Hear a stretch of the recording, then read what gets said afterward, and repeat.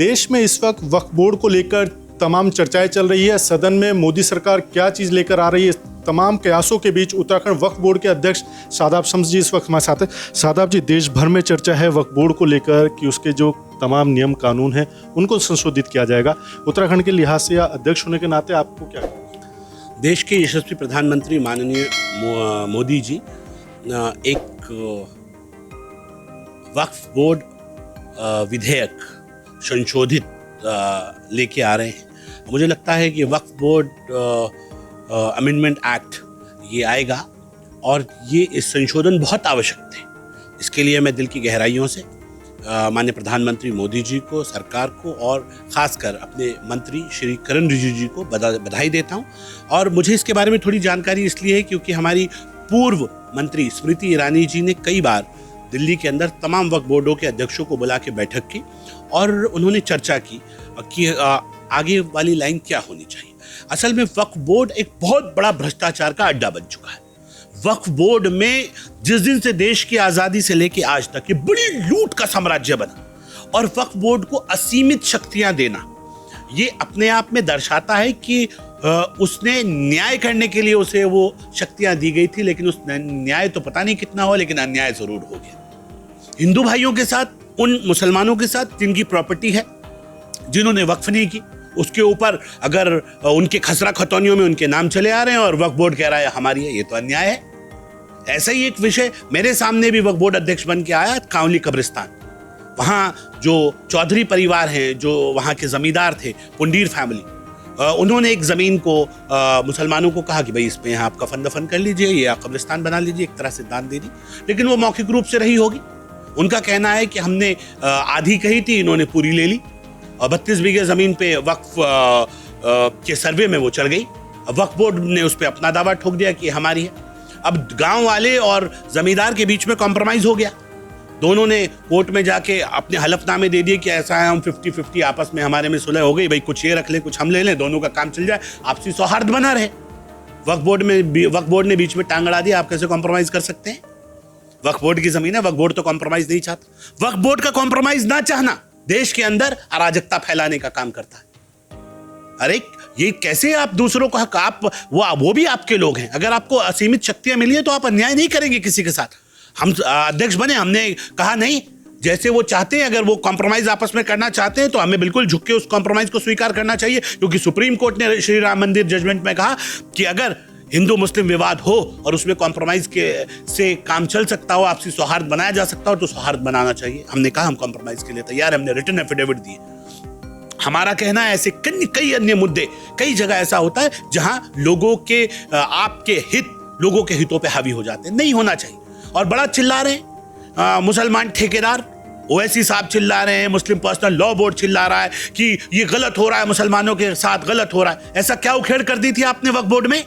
70 सालों में आपने इसे तवायफ का कोठा बना दिया है वक्फ बोर्ड को, और तवायफ के कोठे पे जैसे दिल करता है चंद लोगों का वैसे नोचते हैं, वैसे उसका इस्तेमाल करते हैं, वैसे उसे खाते हैं, वैसे अपने हिस्से से उसमें भ्रष्टाचार करते हैं। कोई कहने सुनने वाला नहीं है। आज मोदी सरकार अमेंडमेंट लाना चाहती है, देश के भले के लिए करना चाहती है। बताए ना ओवैसी और ये मुस्लिम पर्सनल लॉ बोर्ड, 70 साल में ऐसा क्या किया आपने? वक्फ किसके लिए होता है? यतीमों के लिए, बेवाओं के लिए, गरीबों के लिए, मजलूमों के लिए, बुजुर्गों के लिए।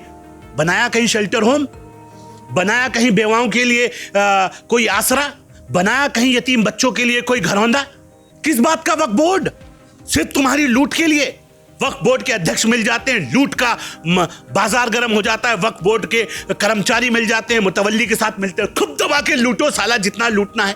कोई कागजों में वक्फ बोर्ड अमीर है, जमीन पे जीरो है, सिर्फ लूट का बाजार गर्म है। और मैं इतना जरूर कहना चाहता हूं कि इस आपके सामने जीते जागते उदाहरण, 200 बीघा जमीन पे कब्जा, रिसोर्ट बनाया हुआ। अकबर अहमद डंपी, संजय गांधी के साथी, युवा कांग्रेस के बड़े नेता, सांसद। एक दूसरे नेता हैं सईदुज्जमा, एमपी, सांसद, कांग्रेस। वक्त की जमीनों पे कब्जा। तुम्हारे बाप की जमीनें हैं क्या? लूटते रहो, खाते रहो, नाम कौम का बदनाम कर रहे हो। उस कौम को जिसके पास अरबों खरबों की संपत्ति बताई जा रही है, उसके कौम के बच्चों के हाथ में कटोरा है। लोगों ने वक्फ करनी बंद कर दी अपनी जायदादों को, क्योंकि सबको दिख रहा है कि वक्फ तो खुद लुटेरा बना बैठा है। मैं इसलिए बड़ी विनम्रता से अनुरोध कर रहा हूं देश के यशस्वी प्रधानमंत्री से, सबकी आज शादाब शम्स, आज जिस दिन टेबल हो विधेयक, उस दिन तक सारे वक्फ बोर्ड अध्यक्षों की, सारे वक्फ बोर्ड कर्मचारियों की, जिस दिन से देश में वक्फ एक्ट आया उस दिन से आजादी से लेकर आज तक सबकी सीबीआई इंक्वायरी कराई जाए। हिंदुस्तान का सबसे बड़ा भ्रष्टाचार इस वक्फ बोर्ड में है और इस वक्फ बोर्ड की जांच होते ही मैं कह रहा हूं ये मरा हुआ सांप जो हमारे गले में पड़ा है इसका पट्टाक्षेप हो जाएगा। शादाब जी, आप खुद उत्तराखंड वक्फ बोर्ड के अध्यक्ष हैं, लगता नहीं आप इतने आरोप लगा रहे हैं, भ्रष्टाचार, सीबीआई जांच, आप खुद निशाने पे आ जाएंगे अपनी कम्युनिटी? अगर मैंने भ्रष्टाचार किया होगा तो मेरी जगह भी सलाखों के पीछे होनी चाहिए, सच से भागना नहीं चाहिए। अगर आप में वाकई कौम का दर्द है, आप वाकई ईमानदारी से बात करना चाहते हैं तो आपको फिर इन चीजों से डरना नहीं चाहिए। मैं कह रहा हूं हमारे सामने जीता जागता उदाहरण है, पीरान कलिया शरीफ साबिर पाक का आस्थाना है, पूरी दुनिया से लोग उस दरगाह पे अपनी मन्नत मांगने आते, वहां के सज्जादे हजारों बीघा जमीन बेच के खा गए, अपने नाम पे दर्ज करा ली, वक्फ बोर्ड के साथ मिलकर सेटिंग गेटिंग हुई, हजारों बीघा जमीन उनके नाम पे दर्ज हो गए। नाम किसके? वक्फ बोर्ड के। लूट कौन रहा है? सज्जादे। खा कौन रहा है? सज्जादे। आम पब्लिक बेचारी वहां जाती है, जूते रखने के भी पैसे देने पड़ते हैं, वॉशरूम जाने के भी पैसे देने पड़ते हैं। ये व्यवस्था है हमारी। इस व्यवस्था को बचाने के लिए ओवैसी चिल्ला रहे हैं, इस व्यवस्था को बचाने के लिए मुस्लिम पर्सनल लॉ बोर्ड चिल्ला रहा है। चोर हैं सबके सब, और इन चोरों का इलाज, इन लकड़बग्गों का इलाज प्रधानमंत्री मोदी कर रहे हैं। मैं दिल की गहराइयों से मुबारकबाद पेश करता हूं। यह मर्दाना फैसला है और मुझे उम्मीद है जब अमेंडमेंट के बाद ये वक्फ बोर्ड आएगा, वक्फ एक्ट आएगा, तो देश के लोगों को लाभ मिलेगा। अच्छे स्कूल बने इन संपत्तियों पे जो सर्व समाज के काम आए, हमारे बच्चों के काम आए। अच्छे हॉस्पिटल्स बने जो हमारे बच्चों के काम आए। ये नहीं होगा आप अपनी बपौती बनाते रहो और चंद लोग उसे लूटते रहे और खाते रहे। ये कोठा नहीं है, ये रखेल नहीं है किसी की। ये वक्फ बोर्ड लोगों ने अपनी संपत्तियों को, अपनी आखिरत को संवारने के लिए दान किया है। ये भी नहीं चलेगा आप दूसरों की प्रॉपर्टियों पे अपने अधिकार जताएं। असीमित शक्ति भी नहीं होनी चाहिए। सरकार के साथ तालमेल उठा के ये जो चल रहा है, ट्रिब्यूनल बनाएंगे, ट्रिब्यूनल से चलाएंगे। क्यों? कमिश्नर रेवेन्यू क्यों नहीं होने चाहिए इसमें? अगर कहीं है तो कमिश्नर रेवेन्यू को अधिकार होना चाहिए। कमिश्नर रेवेन्यू को जोड़ा जाए वक्फ बोर्ड के साथ। पटवारी आए, मौका मुआयना करे, मौके पे जो है उसकी रिपोर्ट दे दे, जो सामने होगा वो लिखा जाएगा। ये नहीं होगा कि है कुछ नहीं और आप उसे चढ़ाए जा रहे हैं जी, ये भी वक्फ बोर्ड दूसरा कागज पहले वो दिखाए। आप भी अपने कागज दिखा दो, कोई बुराई नहीं है। मैं कह रहा हूं ईमानदारी के साथ चलेंगे तो देश आगे बढ़ेगा।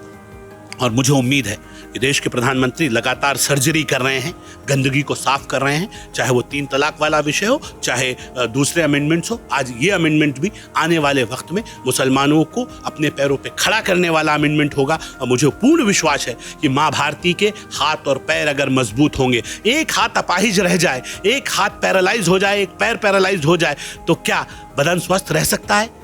समाज का एक हिस्सा कमजोर पड़ जाएगा तो विश्व गुरु कैसे बनेंगे? मुझे लगता है मोदी जी विश्व गुरु बनाना चाहते हैं मां भारती को, इसलिए सबका ट्रीटमेंट चालू है और मुझे उम्मीद है कि ट्रीटमेंट सही दिशा में आगे बढ़ रहा है। वो दिन दूर नहीं है, हम मजबूती से खड़े होंगे, देश का सर्व समाज मजबूती से खड़ा होगा। ये संपत्तियां जो वक्फ की संपत्तियां हैं, ये देश के लिए हैं, समाज के लिए, और ये सबके काम है, सर्व समाज के काम है। इस दिशा में हम आगे बढ़ेंगे। आपने 2 उदाहरण दिए हैं उत्तराखंड के वक्फ बोर्ड की संपत्तियों को लेकर। क्या उत्तराखंड में वक्फ बोर्ड ने अवैध कब्जे किए हैं इस तरह के? मैंने बताया कि कई जगह इस तरह के विषय हमारे सामने आए हैं और उन समस्याओं का हम आए हैं, जितने हमारे नॉलेज में आ रहे हैं उसका पटाक्षेप कर रहे हैं। और हमारा मानना है हमें ईमानदारी से चलना है। सिर्फ पैसे ले लो, नाम वक्फ बोर्ड के अकाउंट से नाम काट दो, संपत्ति किसी के प्राइवेट के नाम पे चली जाए, ऐसा कब कब हुआ होगा? ये वक्फ का पैसा, औकाफ का पैसा जिन्होंने खाया है, इतने लंबे लंबे कीड़े पड़ के मरे, वो भी है ऊपर वाला। वो एक एक पाई पाई का हिसाब लेगा। यहाँ तो बच जाओगे, यहाँ तो फर्जीवाड़ा करके चले जाओगे, लेकिन उस ऊपर वाले के सामने क्या मुंह दिखाओगे? इस पैसे की बंदरबाट जिसने की होगी उसका हश्र बहुत बुरा होने वाला है। इसलिए मैं कह रहा हूं कि आप आने वाले वक्त में इनकी सीबीआई जांच हो। सरकारों से भी मेरा निवेदन है, इन पे मजबूत एसआईटी बनाकर यहाँ जो वक्फ बोर्ड में भ्रष्टाचार हुए हैं उन पे भी जांच होनी चाहिए। मैं माननीय मुख्यमंत्री जी को भी इसका रिटर्न में भी मैं निवेदन करूंगा कि इस पे जांच होनी चाहिए। और जो जिन जिन लोगों ने भ्रष्टाचार करके वक्फ बोर्ड के नाते अकूत संपत्ति जमा की हैं, उनसे रिकवरी भी होनी चाहिए। तब कहीं जाके ये वक्फ बोर्ड भी अपने पैरों पे खड़ा हो सकता है और एक मजबूत सहयोगी के रूप में सरकार की सहायता करते हुए वक्फ बोर्ड अपनी संपत्तियों को सरकार के साथ मिलके समाज सेवा में लगाए तो लगेगा कि कुछ अच्छा हुआ है। वक्फ बोर्ड भी देश से बाहर नहीं है, वक्फ की संपत्तियां भी देश की संपत्तियां हैं, प्रदेश की संपत्तियां हैं, और वो समाज के काम आनी ही चाहिए। देश भर में जहां वक्फ बोर्ड में संशोधन को लेकर चर्चा हो रही है, सदन में बिल पेश होना है और इसको लेकर तमाम तरह की बातें चल रही हैं, लेकिन वहीं अगर उत्तराखंड की बात की जाए तो उत्तराखंड वक्फ बोर्ड के अध्यक्ष ने खुद वक्फ बोर्ड पर ही बड़े आरोप लगा दिए हैं, जिसमें भ्रष्टाचार से लेकर सीबीआई जांच तक की मांग की है। अब देखना यही होगा कि क्या केंद्र सरकार इन तमाम बातों का संज्ञान लेती है। और जिस तरह की बात उत्तराखंड वक्फ बोर्ड के अध्यक्ष शादाब शम्स ने की है कि वो उत्तराखंड के मुख्यमंत्री पुष्कर सिंह धामी को एक रिटर्न एप्लीकेशन देने जा रहे हैं कि जो तमाम संपत्तियां उत्तराखंड में वक्फ बोर्ड की है उनकी भी जांच कराई जाए। अपने सहयोगी रुपेश नेगी के साथ अजीत काम्बोज, देहरादून।